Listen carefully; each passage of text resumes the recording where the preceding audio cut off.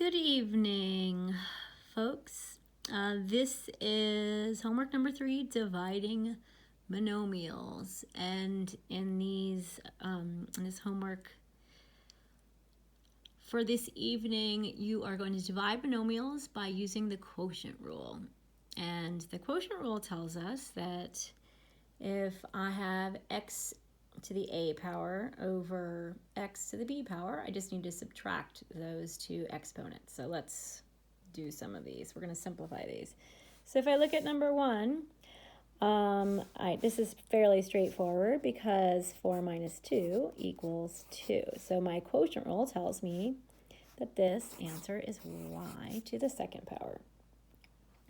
Number 2, this looks pretty straightforward again because I have the same value on top and bottom, which means that I have 1.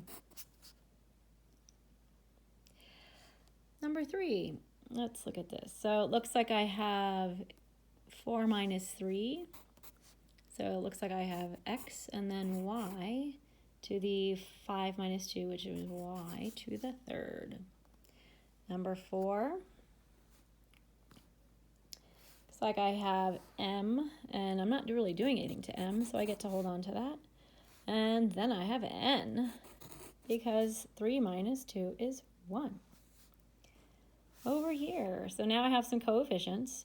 So if I have coefficients, I'm just going to divide the top by the bottom. So 15 divided by 3 is 5. And now I have exponent of 3 minus exponent of 1. So the answer will be 5a squared. Number 6, 8 divided by 4 is 2. And then I have my x's, which is 5 minus 2. It's going to give me x to the third and then y to the second because I have 4 minus 2. For number 7, I have 6 divided by negative 2, which is going to give me negative 3. And I will end up with a squared. And then the b7th divided by b7th is just 1. So I'm done. Number 8, I have negative 20 divided by negative 5. And 20 divided by 5 is the same thing. So it's just going to give me 4. And then I have the x to the third that basically is just 1, so I don't need to write anything. And then y squared minus y to the first is simply y. Over here at number 9, I have 16 divided by 4, and I have to make sure I hold on to my negative sign, so I have negative 4. And then I'm going to hold on to an a because I don't have any on the downstairs, the denominator. And then I have b because 4 minus 3 is 1. Number 10. Oh, 10 is kind of fun. So what I could do with 10, I could in fact divide 21 by 27, but I could also do some factoring here. So I am going to think about 21, and I'm going to do this. And I'm going to show you a little trick here. And then sure, I can rewrite my exponents over here, but not as worried about those right now. So that's going to be on top. On the bottom, I'm going to think about factoring 27. Oh, isn't that handy? Because I have 9 times 3. And then I can rewrite my variables and exponents. So here's a question. Can I, in fact, just divide 3 by 3? That, in essence, wipes each other out because that's just 1. I'm going to end up with 7/9. And then I have m to the third. And then I have n because I am subtracting 5 minus 4. So hopefully you were able to see how I factored that out. That was kind of fun. Number 11, can I factor this one out too? I'm going to try it. So if I think about 15, well, I know that 15, I should say negative 15. I could think about 15 though as 5 times 3. So maybe I'll just worry about the coefficient right now, and then I'll worry about the variables at the end. On the bottom, I have 45. Now, can I do something like 5 times 9. What if I do, it's a little prime factorization, think about it. So could I start simplifying these? Notice what I did here. Now I end up with -1, if you think about it up here, over 3. So I end up with a -3rd.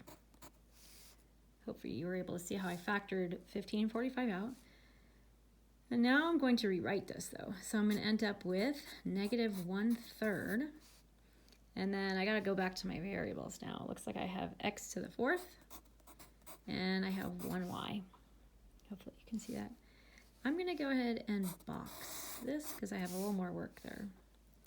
For number 12. Oh, this is fun because I know 7 out of 14, I naturally know that is a half. And then look at all those other numbers. Oh, look. They all just wipe each other out. They are the same number, so I know that's equal to 1. So the answer is just a half. That's kind of fun. Number 13. Well, this could be a little trickier here, but I'm going to go ahead and start with the top. I'm going to think about the top as -2 squared. And I'm going to think about m to the 8th. I'm not going to worry about the bottom yet. And then I'm going to think about carrying this down. -2 squared is also the same as 4. I'm going to hold on to my m to the 8th. And now I can stick that over my original denominator, which is 8. M to the 2nd power. And this makes it a little bit easier to solve because now I just have a half because I know 4 over 8 is a half. And I have 8 minus 2, which is 6. I'm going to stick that in a box because that's a little extra work. Number 14. There are different ways to do this, but I'm going to expand this one out. So this means, again, I'm just going to worry about the top for right now. This means 2 to the 3rd power. A to the 9th. B to the 12th. And I'm going to rewrite this. Again, this is just the top. So I know that 2 cubed is 8. So now I have A 9th, B to the 12th. That's the top. Now I'm going to draw a little line because now I'm going to write myself a little note here. Now I'm going to worry about the bottom. So the bottom is going to be 2 to the 5th. See that? A to the 5th. And then B to the 10th.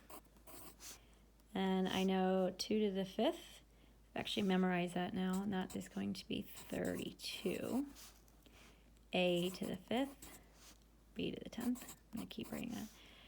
And I'm going to rewrite all of my work back as a division problem. So I'm going to go back here, and this is going to be 8.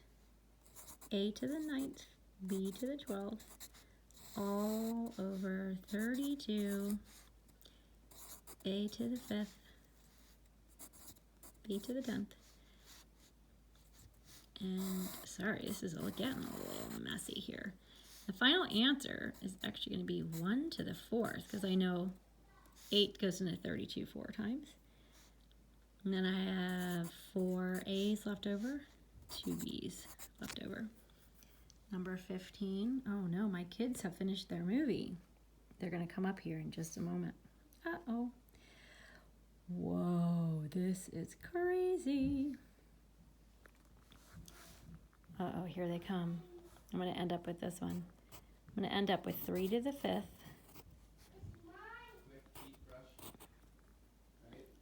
X to the 25th. Y to the 15th. Okay.